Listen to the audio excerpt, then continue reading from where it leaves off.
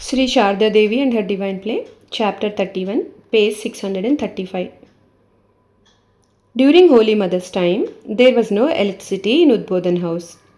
She used a palm leaf hand fan during the summer. During heat waves, she would get prickly heat rash. At such times, she was terribly uncomfortable. Once, she was considering applying sandal paste on her body, but feared that the paste would give her a cold. Her disciple Saryubala suggested that she use talcum powder to relieve the rash. Although it was a cosmetic item at that time, the mother agreed to use it. The next morning, Saryubala sent the powder. Holy Mother applied it and enjoyed some relief. When Saryubala came to Udbodhan house that evening, Holy Mother said to her, "Look, I used your powder and the prickly heat has subsided in some areas. Please apply some to this area that is aggravated. The itching also is much reduced. Sharath is also suffering from prickly heat. It would be nice if someone applied this powder to his body." Saryubala said, "My goodness, who is going to tell him to use it? It is a luxury item used by fashionable people." Holy Mother laughed when she heard this. In fact, the mother did not care for luxury at all. The mother had long, thick hair. In Jairambati, she bathed either in the pond or in the Amoda river, and in Calcutta, she bathed in the Ganges or used tap water. She was careful to dry her hair in the sun, otherwise, she would get a headache. In Dakshineshwar, she took a bath early in the morning and her hair remained wet all day because her hair was twisted in a bun and covered with a veil. In the early afternoon, when there were no people around and the temple workers took their rest, she would sit on the steps of the Nahabat to dry her hair. In Jairambati, she moved around with her hair loose and without a veil. So her hair dried quickly after her bath. In Calcutta, she sat on the roof to dry her hair. Saryubala recorded, "I found the mother on the roof for drying her hair. When she saw me, she said, 'Take the cloth off from your head and dry your hair.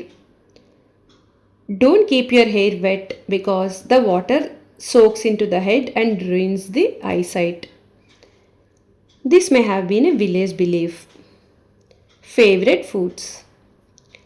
There is a saying in Sanskrit, "Bhinna ruchirhi lokaha."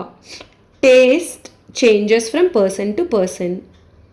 Everyone is brought up eating certain types of food, and food habits differ from person to person, place to place, and country to country. For example, menus and delicacies are different even between Bankura and Calcutta, East Bengal and West Bengal, North India and South India, China and America. Holy Mother loved the local food of Jairambati village and the surrounding district of Bankura. Ashumitra made a list of the mother's favorite foods. Fruit, mangoes, jackfruit, rose apple, jamrul, lychee, mangosteen and papaya. Vegetables, sajina, kalmi, that is an edible aquatic plant, amrul, that is a kind of sour spinach, jhingi, dudhul, potal, potatoes and pumpkin. Dal, urad, chana, adhar and moong dal. Fried and boiled foods, vada, balls made from lentil paste. Fried eggplant, fulari, made from lentil paste. Chera bhaja, fried flattened rice. Papadam, a type of fried cracker. Steamed posto, that is poppy seed paste. Mocha, that is boiled banana powder. Poppy seed curry and hog plum and poppy seed chutney. Desserts, tilkuta, a sweet made with sesame seed. Chanar murki, a sweet made with cheese. Gajo, a sweet made with flour. Pati sapta, a kind of cake made with rice powder, milk and coconut. On Ekadasi days, the 11th day of the lunar fortnight, the mother did not eat rice. Instead, she ate luchis, that is fried bread, radha ballabi, chana dal, or dhonka, a kind of curry made of lentil paste, farina pudding, or milk pudding made with oranges, that is Kheer Kamala.